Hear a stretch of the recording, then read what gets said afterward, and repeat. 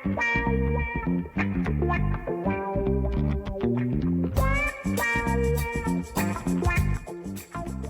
the Let's Talk Polyamory podcast, where we talk about all things consensual non-monogamy, polyamory, swinging, and all things about how you can have a secure and sexy relationship. Now here's your hosts, Tara and Andre. Hey! What are you doing? Are you poking me with your little wand? I am. My little wand? Well, this little wand. Yeah, that was going to be the prop for the magical unicorn. What happened to your little head thing? Yeah, it was, well, we'll talk about it. Maybe I'll wear it. I don't think I'll wear it. Maybe. Yeah. But anyway. Yeah, we're in the same space, so we'll have to figure out how to navigate this again. I got used to being on separate screens and looking at you straight in the screen. But navigate it more than one way, not just this technology part, but also as polyamorists. Yes, right? That's true. Yeah, Mm-hmm. you have a place, yes. And I have a place, and at one point we both had places on the very same block, which was incredibly convenient, right? Because we could come and go and do our own thing, and yet still be close to each other. And now your place is in one city, and my place is in another city, and we are extending ourselves as guests to each other, I guess. And it's strange. It morphs. It changes. But then my friend was here with me for a while, and she was with both of us, and we were kind of living sort of like in this triadish kind of way. And then now they're back in their city. You're here, and anyway, keep a scorecard. Anyway, hi. You really went off on a tangent. It happens. It's because you're so excited about today's topic. Yes, we're talking about unicorns and unicorn hunting. Yes. Because it is something that comes up quite a bit in both the negative and positive. It's kind of what they might call controversial at times, being unicorn or being unicorn hunters. So we'll talk a little bit about that. And also what we did, which was kind of cool, is we made a survey that we asked you to participate in. Many people did. Yeah. Quite a few people did. And we got some fantastic response. So we're going to review a little bit about that. But maybe we should start off talking about what is a unicorn, who are unicorn hunters, and the good and the bad and the ugly of that. If you've been on any of the poly groups, you probably have heard the term unicorn or unicorn hunting. Usually it's people often stepping in it a bit, as they say. So stepping in it like, unknowingly. Like poop. Yeah, because there's really strong feelings, like you said, about what it is. So in terms of definitions, many definitions for the term unicorn, and we can all have our own definitions as with anything, right, to serve us. And some people, one of the answers said that they don't like using labels. But the thing is, can we come to kind of like a consensus about it so that when we do speak about it, we have a general idea about it? On a very side note here, one thing just occurred to me is when we speak about unicorns, unicorn hunting, the subject of bestiality doesn't seem to come up. No. All right. For the purpose of our survey, we did put a definition in there as a unicorn, which is, I would say, what would be most commonly referred to a unicorn as a single person, and it's usually but or most always. Often a bisexual woman willing to be sexually and romantically involved with both members of a two-person relationship. Romantically, also again controversial, right? Some people say that it is simply a sexual function, and other people, because when it becomes romantic, some people argue, well, then it becomes more like a triad. Right. But this is where you and I diverge in opinions, because I think when people are critical about unicorn hunting, they're talking about where there's a dyad, so two people wanting a third to join them. Right. And that's where the hunting aspect, the predatory aspect of it comes up. Right. But I think the reason why it becomes controversial is because some people say that they might be inviting the person in on a sexual level, right, in that dyad, and then, but they might have kind of like a secret agenda, unbeknownst even to themselves perhaps, that they're wanting actually really a third person who's going to be maintaining a relationship with them, and wanting a little bit more than just simply the role as functioning in that sexual physical way. And I think that's where things, and why people get really strong feelings about it, because it feels like a bit of privilege by the couple, and that the individual coming in is dating a relationship rather than a person, and that it can set up, depending on the unicorn and the couple, sort of an unequal dynamic. Right. So, but I think really what happens is when there is a lack of communication, a lack of clarity, a lack of understanding. So what is it that we're wanting? So I don't think there's anything inherently wrong with necessarily looking for a third, call them unicorn or otherwise. That in itself is okay. But it's, are you communicating openly as to what it is you're wanting and not wanting? And the same thing goes for the unicorn. Exactly. There's a sense of responsibility to the unicorn, right? If they're wanting, if they're presenting themselves as wanting to be just a sexual participant when in fact they're really wanting to be inserted into that relationship, are they being open and transparent about what it is they're wanting and not for wanting? sure. So And it's all about communication. Yeah, and I think in terms of if it's in terms of a couple opening up, for example, they might innocently be going about this thinking that they want this interesting new dynamic and not necessarily wanting to be predatory in nature, although it can become that way. Which could also be kind of fun too. Again, well, yeah. It depends on the person. It depends on the person. And people. But being the predator or being the prey is not necessarily a horrible or evil thing in itself. In fact, look at just the way that we wear high heels, right? It is meant to interrupt our natural gait, the way that we walk. So part of it speaks to our reptilian brain and says, oh, there's an animal that might be a good prey, right? So as the predator, we become alerted to that and we want to go to it, kind of like with red lipstick also, right? It speaks to that primal desire.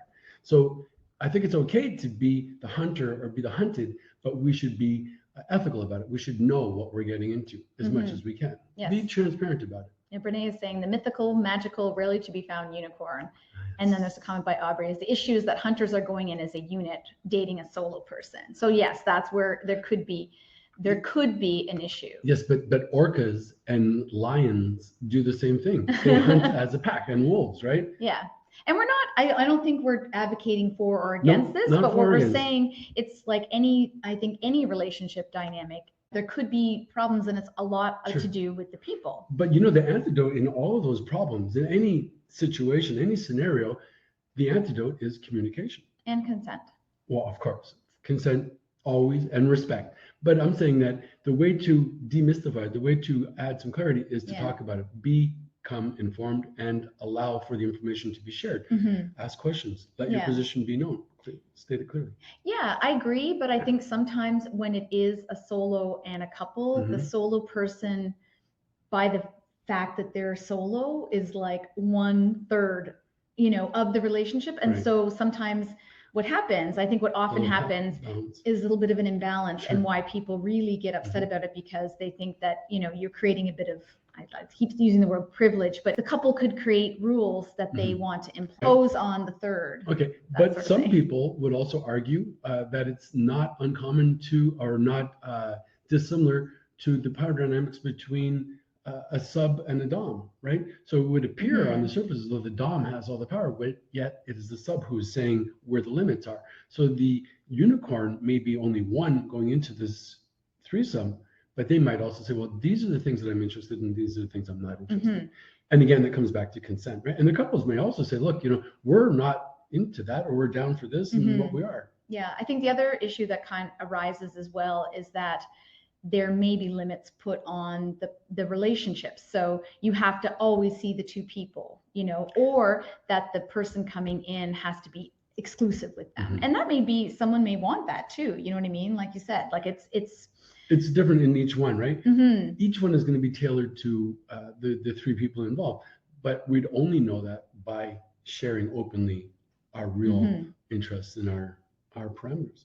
And I think someone made this point in the survey as well. And we're going to get to some of the results. We'll actually share the results with you because names aren't associated with it, around the difference of how a unicorn is viewed in a swinger situation versus in like a relationship, like a polyamorous or open relating, where it's actually a relationship they're looking for. Because in the swinging context, someone coming in as a unicorn is really special and revered in some ways. It can be. So it can be different in those different contexts. But again, people. Right.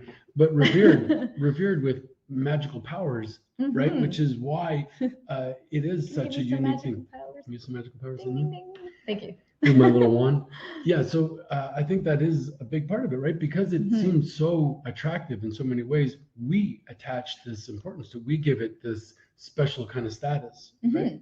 Yeah, and it can be special. And I think some of the comments that people made show that, right? And why people like being a unicorn. Should we go through some of the things that, where do we go? we just put a few thoughts down, like if I am a unicorn hunter, what am I hunting for? What am I looking for truly? Good question. Yeah. Am I searching for a third or a triad? And is that considered unicorn hunting? Right. So what would be the difference then? So let's say, for example, you and I happen to be a couple, and we want to have interaction with somebody else, a male or a female, but we call them a unicorn regardless of who they are, and we're inviting them in. Are we wanting them to be simply a sexual function with us? So like a threesome? Like a threesome? Or are we wanting it to be an ongoing threesome where it's simply physical and sexual? Or are we wanting some level of emotional intimacy and we want it to be ongoing? And if so, if we were wanting it to be emotional, is that the distinction that makes it then into a triad? And if it is a triad, are we considering the triad to be kind of equal, where we all have a share, or is it still you and I are a unit and then it's the outsider? So when does it become a triad and when does it become a threesome? When is it, what's the distinction made? Is it simply physical or does it become an emotional question? Or when is there that balance? Because even if you are simply sexual physical, there's always going to be some feelings involved, right? There's always going to be some consideration of the other person. They are still a human, even if they are in a unicorn form. Yes, but some people feel that they don't consider the feelings of the unicorn. They're seen as an object. And I think that's why people take exception to the term. Yes, but some people want to be objectified. That's true too. It's never so clear cut or so easy. It's so interesting. Oh, this is a good point by Aubrey. But I think what's really fantastic is that there can be so many different shades of this and so many different ways that we want to participate or not participate. But again, and I'm so sorry to sound like a broken record, but the key to it is to get the information, to speak openly about what you're wanting and not wanting. And it's just as valid as anybody else's opinion and position. That's true. Yeah. So can I ask you a question? Yeah, please. Have you ever been a unicorn? Good question. I don't know that I was actually named as a unicorn or a mancorn, as some people might call it. But yes, I was invited to be the third, and I felt privileged, and I felt as though I was objectified, and I was loving it. I was desiring it. I felt as though I was giving them the pleasure that they might have wanted, but I was also receiving a lot of their attention as well. And the dynamics were fantastic. It was very fluid in many ways, and it was a privilege. I felt honored to be the bull or the unicorn in their relationship, and it was quite a fantastic experience. Not always the case. Sometimes there is power imbalance, unfortunately. There's too much attention paid to one person, not the other, and there's feelings of inadequacy or jealousy that might arise, but my experiences were quite fantastic. That's awesome. Well, you mentioned the term bull, so I want to like define that for some people who don't know that. So usually, I think because unicorn is often a term associated with the unicorn being a bisexual female identifying, woman identifying person. Often. That's why people sometimes use the term manicorn, which I mean, I still think it's a unicorn. And then a bull is slightly different, I would say, but different but similar. A bull is usually a penis owner that is there to join and perform as a they have a very, it would seem like a very defined role, right? Yes. Testaverdes, and they're going to go at it and they're going to really, have their function pretty well defined. I think a unicorn might have a little bit more playfulness to it, or a little bit more, for me, from my understanding, the bull is like, okay, here's your job, get to it, let's go. We're in the, you're there to fuck. We're in the bull ring and get to it, and then get out. Get out, yeah. But sometimes that's what a unicorn is too. Can be. Can be. But I like the unicorn being more magical. I can see you being as a lovely unicorn. I'm sure your partners really enjoyed it. Oh, dragon. Oh, that's another. Okay, that's a good one. Oh, I like that better. I've got a great politically incorrect dragon joke, which I cannot say because it's politically incorrect, but it's a great dragon joke. Oh, yes. I know that one. The punchline is good. Anyway. All right. Where were we? Yes. Yes. And we've had, I think some of our first experiences were with individual female identifying people. That's interesting. So our first experience, our very, very first experience as a couple, when we went out, were we unicorn hunting? And we didn't know. Well, I think we were unicorn hunting, but I don't think we knew it. We didn't have a language for it. We didn't have the awareness for it, but we were doing it and had a splendid time at it too. We were very lucky to find somebody who was fairly knowledgeable, very loving, and very open with their feelings, and allowed us to kind of come into it in a wonderful way. But what was great about that person was they really came in with strong feelings about how they wanted to be treated and what they wanted out of the relationship. Right. They were great at communicating what it is they were wanting and not wanting from it, right? I think that's why it was a great experience. It sure was. Yeah. And we had a few after that. We had a few, yeah. And we had one that kind of went south, right? What happened was we, I guess, thought again that we were going to have that kind of unicorn threesome experience. And this person was actually of a different mindset. They thought that they might enter into a triad with us. And they went away to their own province, far, far away. And when they came back, they expressed that they were a little bit taken back that our relationship, you and I, seemed to have evolved while they were not part of that. And I think it was a question of expectations that were not met. But really, when I look back at it, it was that we did not communicate enough about what our expectations are. Yeah. But it's interesting. That's bad on us, for sure. Bad on us. But the thing is, how do you maintain that kind of sexy, flirtatious, kind of like spontaneity, organic component at the same time being like, okay, well, here's what I'm wanting and not wanting. So it's like, we meet and it's like at one point I am going to introduce the topic of STIs. I want to know, I want you to know that I've been tested and I want to know that you've been tested, but I also want to be fun and flirtatious about it. So it's that balance, right? Because I want to be able to be open and communicative and be transparent, but at the same time, I want it to develop organically and be playful. And it's a skill. You got to find a way to do it, but we need to have these conversations because otherwise we have miscommunication and that's not cool. Yeah, for sure. Should we share the screen and share some of the things? Okay. I feel like we're way all over the place, but hey, I'm having fun. So, and you know what? I think there might be caffeine in this coffee. Do we have too much caffeine? Okay, here we go. All right. So hopefully you can see. I'm just going to quickly peek. Yeah. Okay. It's showing on screen. Oh, I like this. Yeah, because also we can see the comments. No, but then I can't scroll. Okay. But then so we have to go to this. Right, so we have to assume that we're going to look cool. Right. Okay. So originally, 21 responses, which is amazing. Yeah, Thank awesome. you so Yes. much. Yeah, we were so thrilled, and everyone who responded was really thoughtful in their responses. Yeah. And I have to, once we get to the question, anyways, when we get to that question, I'll apologize. So I think originally because we had invited people who were unicorns to respond. There's a really high proportion of people that either like or are neutral, because we'd asked people who proudly identify. Yeah. So 42.9% neutral, but 38.1% liking. Yeah. Can I say something though? Yeah. I wonder if people dislike it, are they more likely to just say, like what a stupid subject, and just turn off it and not respond? Yeah. I don't know. Well, next time I think we should just get like 50 people, lock them in a room and make them respond. Ooh, what else are we going to make them do? A whole bunch of things. All right. So, this next question will help give you a percentage, but here's, do you self-identify? So some people say yes, so 28.6%. No, 14.3, which is probably the same. It's interesting. That's the same as the dislike. So that's probably a good correlation. Right. And then sometimes 57.1%.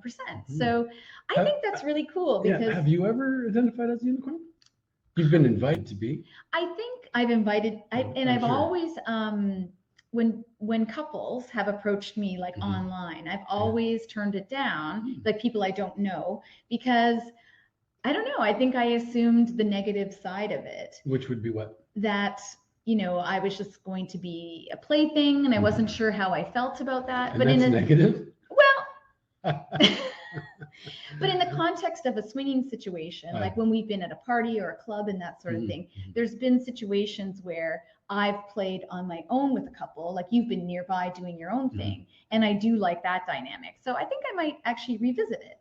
And then I've had friends that we've seen together invite me to be a unicorn, and so far have not taken them up on that, but I might do that. That used to be one of our rules, is that if we saw people as a couple, that we wouldn't. If we met them as a couple. I met them as a couple, that we wouldn't then date them separately. Well, and because we had the idea that would we feel as though one was being favored, right? There was going to be some type of imbalance. But I think maybe also, it evolves over time, and maybe we feel more secure now that we would be okay with that. But also with the couple that you're speaking of, I have a pretty good idea who that might be. I think that we all feel pretty secure in our relationship with each other. Yeah, and I would probably do it. And I think what's interesting of thinking about that rule that we used to have, or agreement that we had, is that might have been a bit of couples privilege on our own. You know what I mean? Sure. Now that I think about it. Yeah, sure.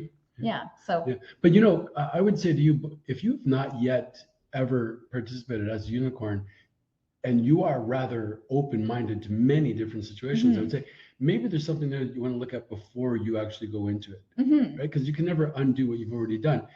And I'm not saying don't do it, but maybe consider what your feelings are. If you had any kind of resistance or hesitancy towards it, might that be alerting you to some feelings, some potential, whatever it is? Just inform yourself. And I think some people have some really good suggestions on what to do if you want to be a unicorn as we get through. So if you answered yes or sometimes the above, what is it about being a unicorn that appeals to you? So tons of answers here. Let's just pick a few. Let's pick a few. I like this one. Being the center of attention and providing myself and couples with the ability to explore and their duo sexuality and mindfully. Yeah, I like that. Yeah. Someone said freedom of choice. I really like that. I enjoy playing with and nurturing relationships with couples. I love this one.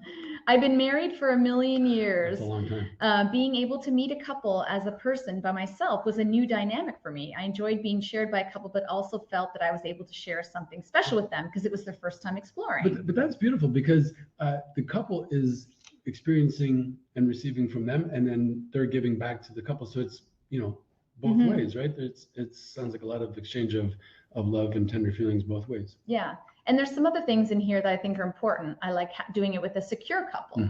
So secure, because I think you can get into that drama where a couple wants to do it and like do this thing. And you're like, yeah, I want to do it. This is my agreement. You know, you might set up all the parameters and then something could happen, you know, in the moment, right? Which it can, right? We've had that situation arise. Yeah, for sure.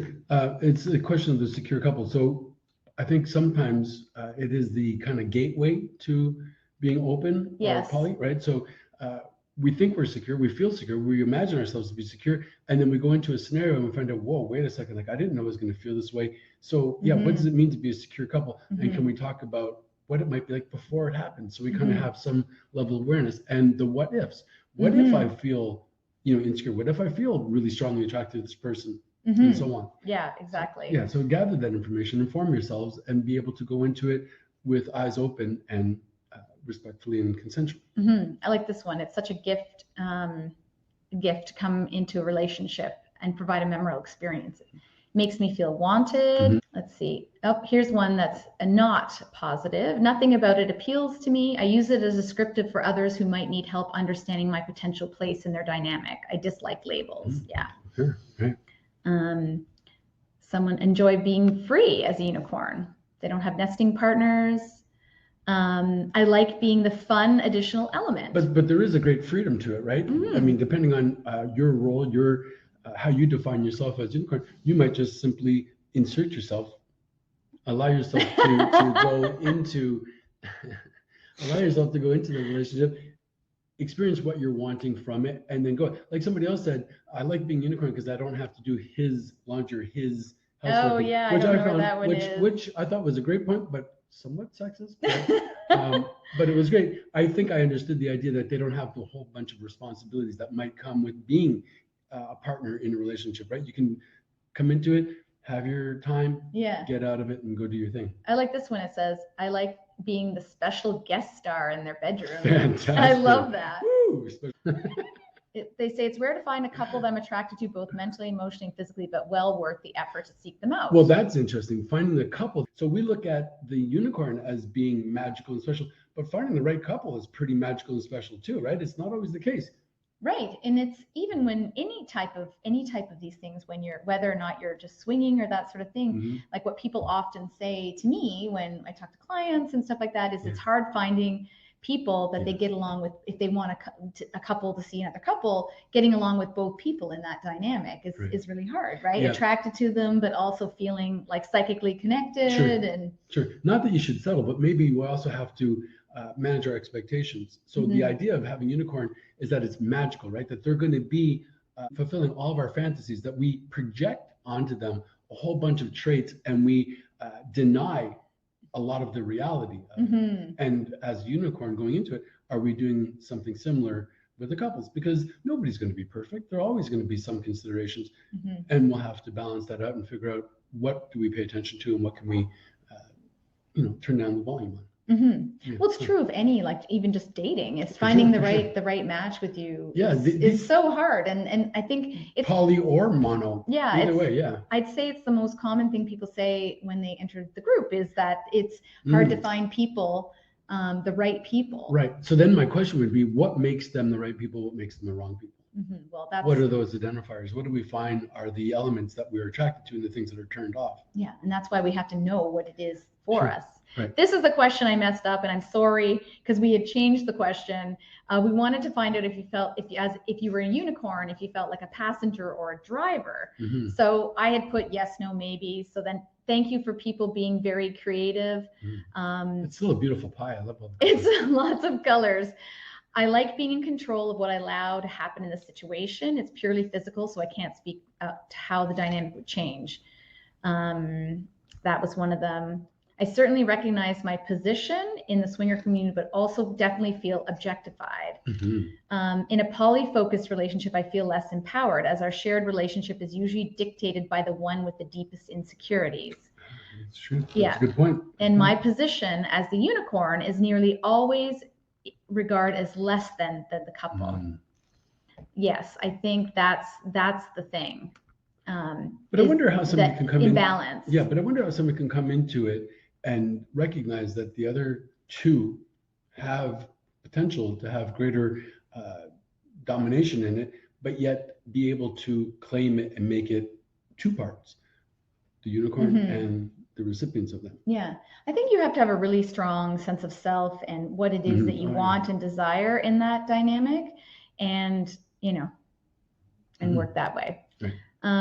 I feel you're the driver until you enter the physical part. Usually the couple tend to try to control the situation. I wonder if that changes depending on the experience of the couple and how long they've been doing this sort of thing, right? Yeah, that's a good question. Because I think, yeah, how have we evolved over time, or have we regressed? I'm trying to think back to some of our first experiences and how we might have been in those situations. I think we tried to be balanced for sure, but it it depended on the other person and what they were looking for and Sure. that sort of thing. Yeah. But I wonder, with this information now, with our declaring that we need to be more communicative, are we going to be? So the next time we find ourselves in this scenario, will we simply allow it to kind of go organically and take the path of least resistance, or will we announce what it is we're wanting and not wanting? Yeah, I think I would want to. I mean, I think we do this in any of our interactions with people, is announce what we want, tell people what we feel, and ask them what it is they want. Yeah, but I think I've gotten much, much, much better at that in the last 4 years than I was 4 years ago. Yeah, and we've definitely worked on our own agreements and that sort of thing, which is why, that's something when we work with people, I talk about all the time, is, knowing what your agreements are between yourself and, others. So here's, if you've shared that you're a unicorn, what types of responses? So this is if you've shared that you're a unicorn with friends or family. Right. So because sometimes it's easy to recognize, and people have little symbols to let you know that they're unicorns, and other times, how do you know it? How do you announce it? Is that getting ahead? No, I'm talking more about like, I tell you're my friend and I tell you, oh, guess what? I'm a unicorn sort of thing, or, And whatever. how's that responded? And how did people respond? Yeah, At least yeah. that's what I meant when we wrote the question. Okay. Maybe we had different reasons. No, I thought you meant like at a party kind of situation. Okay, but let's hear the response then. Oh, so, also obviously up to interpretation, but some people have negative ones. Negative from everyone but cis married men, not in the lifestyle, and other unicorns. Oh, that's interesting, because they want the unicorn, I guess. Yes, right. yes. Mainly positive, but with the objectification factor. So then are we being further objectified because we call ourselves a unicorn by people? But again, or that we want to be a unicorn. But there's nothing that says it's actually anything disparaging about being objectified. Some people want to be sex objects. Yeah, true. Yeah. And that's fine. If they're consenting to it. Oh, I like this one. One of my nicknames is fantasy fulfiller. So you could say it's all positive. Cool. I don't ledger much room for people bringing their negativity into my unicorn safety zone. Oh, I like that. I like that too. Yeah, it's like they're taking able what to- you want, right? And Right. discarding what you don't want. For sure. And that they have their own safety zone. So they're very good advocates of their own parameters. Excellent. I like this one. Usually a giggle or two. I'm partnered and some people can't understand that I can be both a single male and part of a couple. It's You been can a be whatever you mix. want. I have not shared positive and neutral responses. I've had couples sound guilty when they want a unicorn, and I try to assure them there's nothing wrong with wanting a unicorn instead of a throuple. As long as everyone's honest and everything's consensual and enjoyable, I see no issue. Fantastic response. Excellent. Yeah, I love that. Okay, that's great. So the next question is, oh, this is a good one, I think. How do you go about stating your position and what you're wanting as a unicorn? So, stating your position and how you go about it. Yeah. So how do you, if you want to be a unicorn, how do you, ensure what you want is respected and so on? So honest and upfront about what I'm okay with and what I'm not. That's what we've been saying for sure. As soon as there are negative feelings towards me from the primary female partner, I back off. That's interesting. So it's interesting. I wonder if that's a common thing that the female identifying person has a negative reaction. Yeah, quite possibly. Well, because I think there's the jealousy component. I think the same thing would happen if we were talking about a bull going into it. Would the male presenting person feel intimidated or jealous if they're getting too much attention? But I think it could also happen too with the male identifying person, right? Like if you're in a threesome and there's two women, right? And they really make a strong connection. Yeah, and then you feel a bit left out. Yeah, so that's exactly. So it doesn't really matter about what form you're taking. It's, do you feel as though you are being in any way excluded or the other person is being preferred? And that gives us possible potential cause for feeling insecure. Okay, I like this one. I'm firm that I refuse to allow someone in the relationship to have power over my interactions with one or both. So that's interesting because sometimes, like we said earlier, there's a rule from the couple that they only see the person together. So this person says that's just not on. If I want to see you or if I want to see me, like the other person, then I can do that. So if a couple has designs on what our future needs should look like, I exit the relationship. My autonomy is paramount. I like that. I like this one also. I'm clear that I love unicorning, but won't be limited to make choices outside of the relationships. Because yes, very often it seems as though we hear many couples say that they are wanting this unicorn to be left in their own little play cabinet and not be participatory with anybody else. They're putting limitations on their unicorn. Yeah. And people won't stand for that. Well, some people do want to be kept. Okay. Right up front and honesty. If it's not followed through with, I remind. Oh, someone posted a blog. I explain that I'm there for her, not him. He needs to be respectful of that. So if I understand that comment correctly, they want to be with the woman, not the man. So, I mean, hey, if that's what they want and they express that, then, I'm looking, this is a good one. I'm looking to be an equal part of whatever situations being discussed. I can tell when couples have agreements between themselves regarding the third, like no kissing or being in the room only when they see both present. As long as I understand and agree with the boundaries, I'm okay. Oh wow, there's lots in here. I think this is the key question. This is a good one. Discuss boundaries. I mean, they're all good. Communication styles and how much commitment the couple wants. Yeah. Same process I would with a single person. I'm pretty clear in my dating profiles as to what I'm looking for and what I want.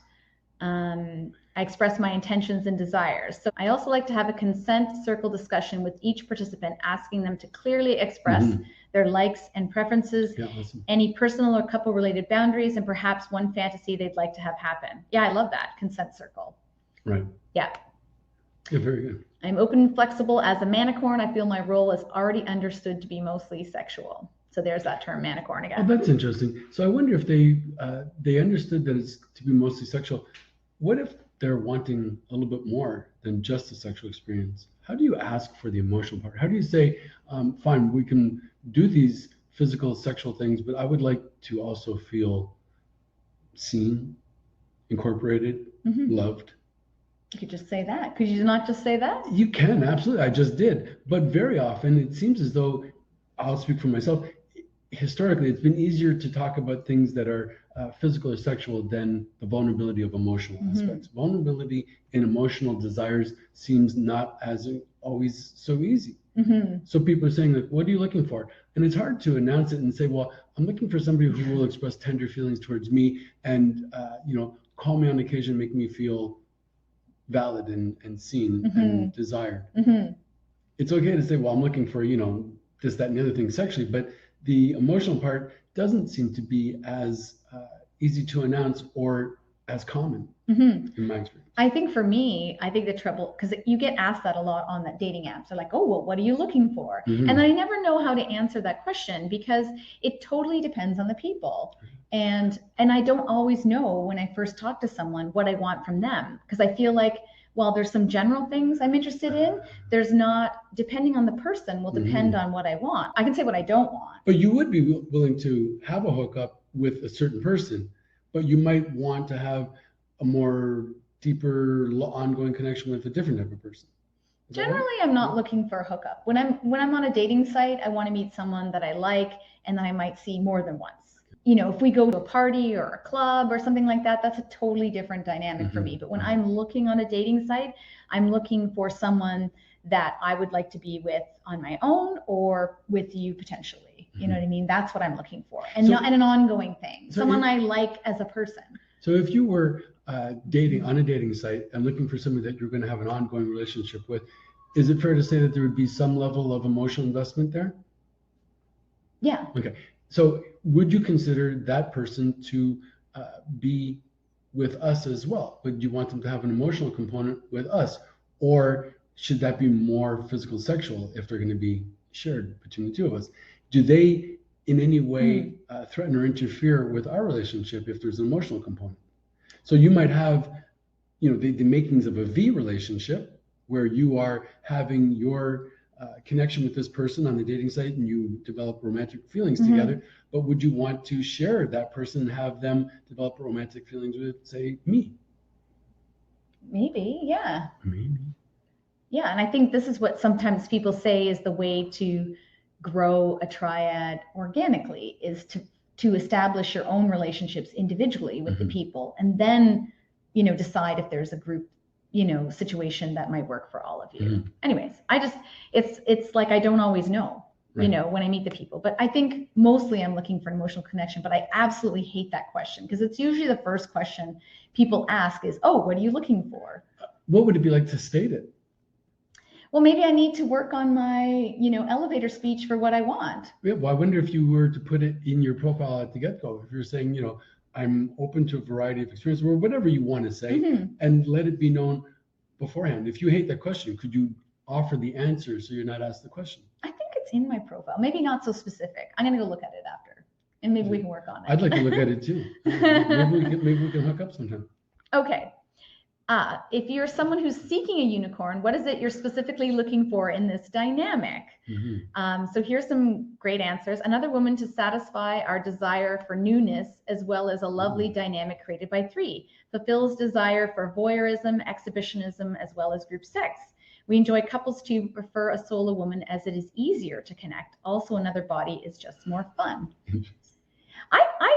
I think, just based on our experiences and that sort of thing, while I did love some of our earlier experiences as threesomes, I think I do prefer the dynamic of a foursome or moresome. What do you like about that? What do you prefer about that? I think there's more interaction, ability to interact, and I don't know, I feel like it's a more balanced interaction maybe. I don't know. It depends on what you get involved in too, right? It depends on if you're swap, full swap. Should we define those terms? Sure, go ahead. So for people who don't know, soft swap, when I say that, I'm referring to when it's just oral sex, kissing and oral sex. Everything outside of PIV. Yes. Or yes. PIA. Yeah, yes, PIA, penis in vagina, penis in anus. Yeah, penetration. Yeah. That's so amazing though, that should be, that one component, that one act should be the decisive factor to call it full swap, soft swap. Like something happens psychically if there's some form of insertion. A finger, a digit, I guess would be okay though, right? That's that kind of penetration's okay? I don't know. Well, some people have the no kissing rule, like the pretty woman rule. Sure. Yeah, I do everything but kiss. Because kissing, I think, is very intimate. Oh yeah. Well, I mean, look at, we see that in bisexuality, right? Some women say, well, I would not go down on a woman, but I'll kiss her. And some guys would say, I'll do everything but kissing. Yes. So, Is that, knowing that from personal experience? Yes, I've seen some women who are resistant to it. Okay, we've been on the hunt and have found women and men that respect our primary relationship and are upfront and honest about being a secondary relationship at this point. Mm-hmm. This tends to work better when the unicorn is happily married or secure in their lifestyle choices and not looking to become the primary partner for either myself or my hubby. Well, that's a good point. So there could be a concern or a threat if the person, it's easier if the person, like if I joined another couple because I have a secure relationship myself, that I'm less threatening than someone who might be solo, who you may believe has other intentions to take your primary partner or really fit in. I mean, it depends on what you want, right? So some people don't want that person fitting into their dynamic as a triad. But what's interesting is the threat comes from the emotional component. Not the sexual component. Yeah, it usually is the emotional component. People think it's the sexual component, I think, but it's really the emotional one. But when I was in a monogamous relationship, it was the threat of the sexual component. Like, oh my God, like they might sleep with somebody else. Right? The emotional part never really seemed to enter into it, that they were going to have an affair that way. The initial thing that would have to rally against, protect against, was the sexual part. And here we're saying we're inviting the sexual, but it's the emotional that could be most threatening. Steal my partner away from me. Or that they might like the other partner more, right? I'm working with some people, and this has come up before, that are considering transitioning from being swingers to being in a more polyamorous relationship. And the difficulty the one partner is having is with their partner having a relationship with another human that's emotional, because that it could take something away from them. True. Yeah. All right, I know we're getting along on time, but there's so many good questions. Yes. Someone's not seeking unicorn, a new experience to share my partner with someone else. Oh, here's a good one. A person, male or female or non-binary, who can go with the flow and has boundaries and is comfortable with themselves and isn't throwing their unicorn status around like it's something special and to be revered. That's interesting as well. Yeah. Oh, I'd love to dive into that one more. So again, the question is, what is it specifically you're looking for? Yes. I don't tend to unicorn hunt, but had a few girlfriends who have joined me when I was in a hetero couple previously. What I was looking for was someone who I found physically attractive with the emotional maturity and sufficient open-minded sexual experience to be able to create a joyful sexual energy exchange without bringing in a lot of unnecessary drama. Drama-free. Yes. Openness and GGG. I like that. Yeah. That's always good. A connection beyond sex, a closeness for the three of us. Interesting. So again, it comes up to the question of, does that border on being in a triad then? Well, this person says, we found our person and are now living in a triad. We started off looking for a unicorn and found so much more. We're all in love and looking forward to living our lives together. So be careful what you ask for. All right. Do you have any advice to people? This is the last question. Considering being a unicorn to unicorn hunters. This one's great. Yeah, I love it. Be honest and consider the need for equality, right? Do what feels good. That's the bottom line. If there's a struggle, if there's any dishonesty that's happening, then it's not a good situation. Right. Yeah, so good to mention that part about being dishonest. So we really want to be transparent. We really want to state what it is we're looking for to the best of our knowledge, right? And be open and honest. And that way you will find someone who fits well, as opposed to kind of going into it with intentions or withholding information that are not quite as transparent. It's not going to work well. Eventually, it'll not play out the way you're wanting it to. So be open and honest with your Exactly. I love this one. For the hunters, drop all notions of the couple as a we. You are individuals, not a single entity. Research couples privilege and do the deep work to dismantle your couple's privilege. Allow interactions and relations to be organic. It's unrealistic to expect that unicorn will guard both persons as a couple equally. Be open to fluidity and change. Be kind in all communication and hold a unicorn's feelings and desires equally as important as yours. That's great advice. Yeah. All the usual self, respect, only seek a unicorn if you both truly want the experience. Right. Well, that reminds me very much of well, when people say, often one woman might say, I need to speak to the other woman first alone to find out if there's any kind of coercion, right? Is she being forced into this thing? Mm-hmm. Is the relationship not going well? But I mean, it could go the other way too, right? Yes. Where the guy feels as though like this, the only way to satisfy is to bring in this Mm-hmm. other component. Yeah, and I've definitely had that come up for people before, also that I've worked with, where the woman realized that she was bisexual and wanted to explore that, and the partner, who was male identifying, was having a hard time with that situation, but felt that was the thing he had to do. They wanted them to have that expression, but then it brought up a lot of feelings for them as well. Yeah, so it was a bunch of things all at once. So it's a huge red flag, but really what it's saying is things aren't really so great between us, but if we did this one act, all of a sudden it's going to fix our relationship. And that's just not how it works, right? That's the thing. No, you got to have a good base to begin with. Just one more. I think just honesty with others, and especially for ourselves. Are you okay with being a unicorn? Are you secretly hoping or wanting more?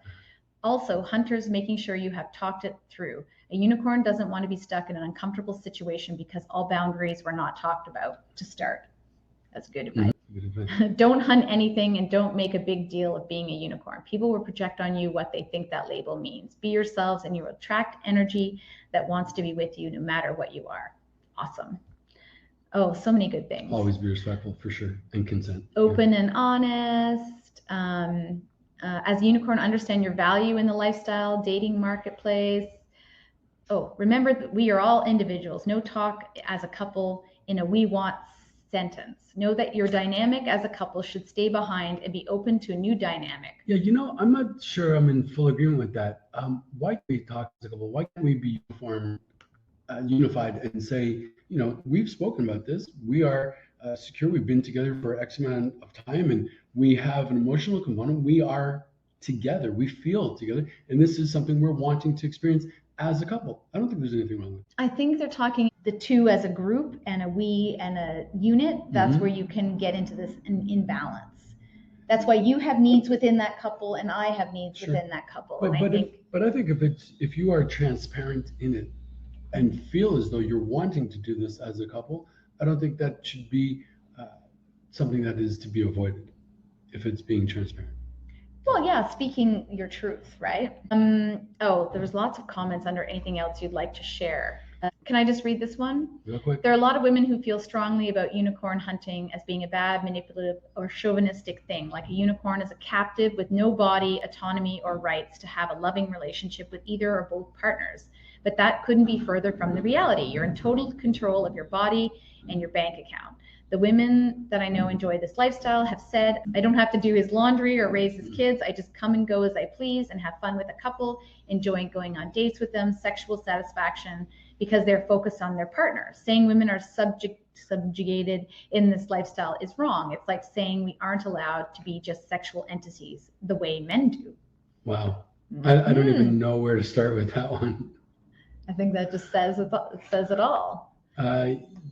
Yeah, but I think it's also part of my red flags go up when I hear the division of sexuality like that.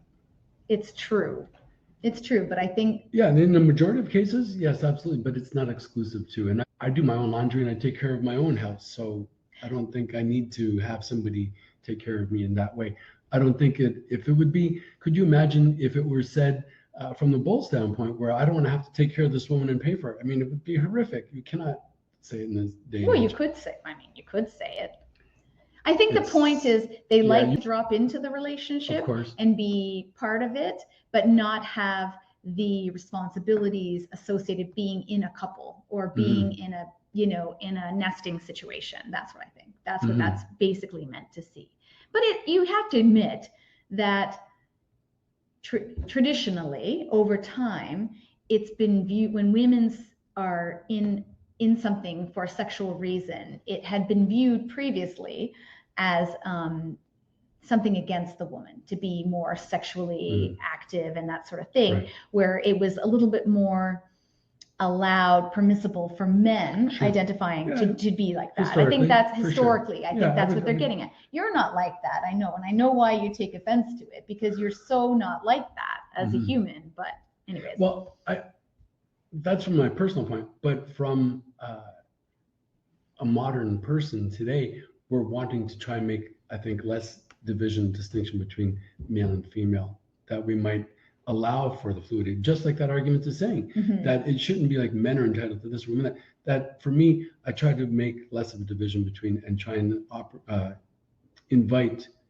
opportunities where it's less decided by our genitalia or presenting functions. I 100% agree. So the final one I want to add, and then we'll go to the rest of what we have here is be kind, be sexy, be awesome, and always be yourself. I love that. That's amazing. Yeah. Thank you so much, everyone, for sharing all that. So we have a few other things before we close. I mean, there's so much more we could share. I'm sorry if we missed your comments. But top 3 misconceptions about unicorns. Number 1, unicorns are bisexual women. So we have manicorns, as they may call it, or just male unicorns, right, or both. Okay, so that's wrong. Unicorn can be a person of any gender or sexual orientation. Absolutely. True. Number 2, unicorns want to date a couple exclusively. That's also wrong. Although some unicorns may be interested in exclusivity, others will expect the freedom to keep meeting other partners. Exactly. So if your unicorn wants to be owned, that will be their decision, and you must find out from them. Did you say it? I said owned purposely. Trying to stir the pot. Yeah. You're doing a good job. And the third one, misconception, is unicorns are only there to help the couple, and that's also wrong. Although some unicorns may be interested in facilitating sexual fantasies for a couple, others may not want to do this. Always take time to find out what they want to do in their dynamic. So in other words, speak openly. Yes, communication. Speak openly and honestly about what it is you're wanting and how you want. All right. Yeah. Did you want to do this other one? Right. So we also found top 6 rules for meeting a unicorn. So, I mean, is this meeting your unicorn and this is ethically? With a huge asterisk too, right? Yeah. Yeah. Okay. So and then also maybe not using the term unicorn. Meeting a person. I mean, I guess if this is somebody who's meeting, but then it depends on what your definition of a unicorn is. Well, but that's the thing, right? So are we looking to have somebody integrate with us and become a triad, or are we wanting them to be sexual component of our fantasies? I mean, what is it that we're wanting? But we would only know that by speaking openly and honestly about what it is we're wanting and asking for them. So can we scare quotes meeting a unicorn? Sure. Not that we're, you know what I mean? I guess this is towards being a bit more ethical. I don't know. Where do we get this stuff? We did not write this. But some of them are good, yes. And some of the things maybe we should be speaking about and say, you know what, this is not something we subscribe to. All right. So it's good. It's just wanting to talk about it, have a dialogue. I think these are good points for general meeting people in general. Okay. So make sure you're all on the same page about what you want and don't want out of the dynamic. So that's the discussion that the couple might have beforehand, right? What is it that we're wanting? I mean, what are we really wanting out of this? So do I feel as though if we had another person here, I might get the emotional feeding from them that you're not giving me? Or am I feeling as though I'm wanting, this set of whatever it is that's going to deliver us? What is it that we're wanting? Or do we feel as though, we're good and this would just be another facet that would be really enjoyable and a lot of fun? Find out what it is we're wanting. Yeah. Okay. Everyone should talk openly about their sexual desires, fantasies, and boundaries. Yeah, good. Boundaries are good to know. Yeah. Kissing, condoms, whatever it is, right? PIV, whatever. Establish ground rules and plan logistics. This includes details beyond sex. For example, whose place will you go to and will everyone sleep over? Oh, sleeping over. That's an interesting one. Yeah. I think that was interesting. One of our first threesomes, I think when they slept over, that's when because we were really new. We were really new. At all. You did not like that at all. And it's still one of my fantasies, but anyway. It wasn't a big enough bed, and I don't sleep well to begin with. And then the fact that the two of you were sleeping and I was just like, and I wasn't sleeping was making me like, so angry. Really? So I think I didn't notice. So I think when we woke up in the morning, when you guys finally woke up in the morning, I was feeling overtired. You were fit to be tied. Halt. Hungry, angry. Lonely and tired. Halt. Yeah. Lonely and tired. So I was tired. So Right. And maybe you're feeling lonely being outside the two of us because we had a bit of a connection. Yeah, you did. Yeah. She also happened to have the same name as me. Which was super easy. Right? That's great. Tara to Tara. Yes. Excellent. Communication doesn't shut down during sex. Keep checking in with each other. So ongoing, is that the idea of ongoing consent? Yeah, but it's so arranged because here we are, we're going at it, we're having fun, and it's like, are you doing okay? Are you doing okay? How you doing now? Are you all right? No, it's got to be more fluid than that. But yes, definitely. And often it's just a question of eye contact and stuff, right? You get a feel for the person. Hopefully you get a feel for the person. And I think part of communication is understanding when you're not feeling good about something and being able to say that. And maybe you talk about like signals, similar to the kinks, you know, like red, yellow, green sort of thing. I don't know. You'd have to decide what works for you. Right. It is always okay for anyone to change their mind and say no at any point for any reason. Oh yeah, that's good. That's good for anything. These are actually good for any kind of. That is good in life. At any point, you are always entitled to take back your consent, and you do not need to justify it in any way. It is yours, and that's it. Bottom. End of story. Yeah, exactly. And then the final one, number 6, remember that within this dynamic, you are 3 people, all with equal valid feelings. Be prepared to respect the boundaries of a unicorn as much as you would your primary partners. Nice. Okay. That's it. So, I mean, we talked about a lot of things today. I think the thing I want to say is it's as valid as any other model, and it can come with its ups and downs, just like anything. And like we say, always communicate. Thank you, everyone. Thank you. We'll see you soon. Thanks for doing the poll. We're going to do that again for another one. Let's do it. Okay, bye. Awesome. Bye. If you want to explore polyamory, open up a relationship, or try your hand at swinging, we can help. Check out our website at taranandre.com for information on our Poly Newbies digital course or our deeper dive open relationship and polyamory mastery program where you get direct coaching from us. There's also other individual and couples coaching options there as well. Thanks for listening to the Let's Talk Polyamory podcast with TNA.